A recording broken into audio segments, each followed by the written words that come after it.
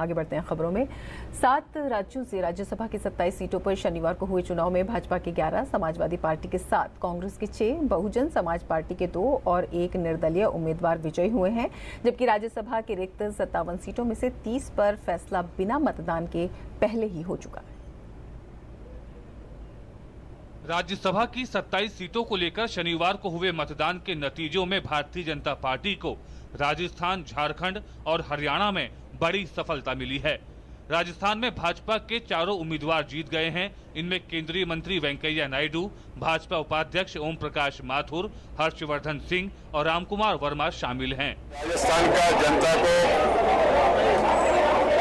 Bharatiya Janata party स्थानीय इकाई को और विशेष रूप में मुख्यमंत्री श्रीमती वसुंधरा सिंधिया को मैं हृदय से धन्यवाद देना चाहता हूं। यूपी से राज्यसभा के लिए 11 सदस्य चुने गए हैं। समाजवादी पार्टी के 7 उम्मीदवारों ने जीत दर्ज की है। इनमें बेनी प्रसाद वर्मा, रेवती रमन सिंह, अमर सिंह, संजय सेठ, विशंभर प्रसाद निषाद, सुरेश नागर और सुखराम सिंह यादव शामिल हैं। बसपा के सतीश चंद्र मिश्र और अशोक सिद्धार्थ और भाजपा के शिव प्रताप शुक्ला ने भी सफलता हासिल की है। कांग्रेस के कपिल सिब्बल भी जीत गए हैं।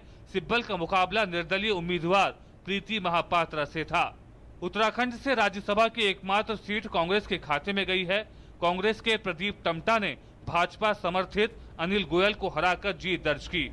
झारखंड में राज्यसभा की दोनों सीटों पर भाजपा के केंद्रीय मंत्री मुख्तार अब्बास नकवी और महेश पोद्दार चुनाव जीत गए हैं। दोनों सीटों पर भाजपा उम्मीदवारों के विजय होने पर भाजपा नेता नकवी ने कहा कि झारखंड में प्रधानमंत्री नरेंद्र मोदी के विकास का एजेंडा और मजबूत हुआ है। हरियाणा में भाजपा नेता और केंद्रीय मंत्री बीरेंद्र सिंह और निर्दलीय उम्मीदवार डॉक्टर सुभाष चंद्रा को जीत मिली है। नरेंद्र भाई मोदी का और जो हमारी सेंटर की लीडरशिप है उनका सबसे पहले धन्यवाद करता हूं कि उन्होंने मुझे इस काबिल समझा कि मैं दूसरी बार भी पार्टी के टिकट पे चुनाव लड़ूं। कर्नाटक से राज्यसभा की 4 सीटों के लिए हुए चुनाव में भाजपा नेता और केंद्रीय मंत्री निर्मला सीतारमण, जबकि कांग्रेस के जयराम रमेश, ऑस्कर फर्नांडिस और केसी राममूर्ति जीत गए हैं।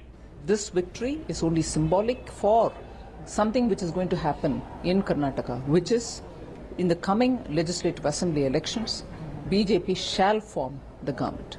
राज्यसभा की कुल 57 सीटों में से 30 पर तो फैसला बिना मतदान के पहले ही हो चुका था।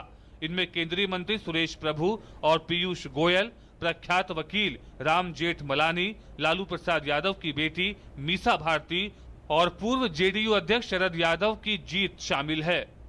Bureau report, DD news.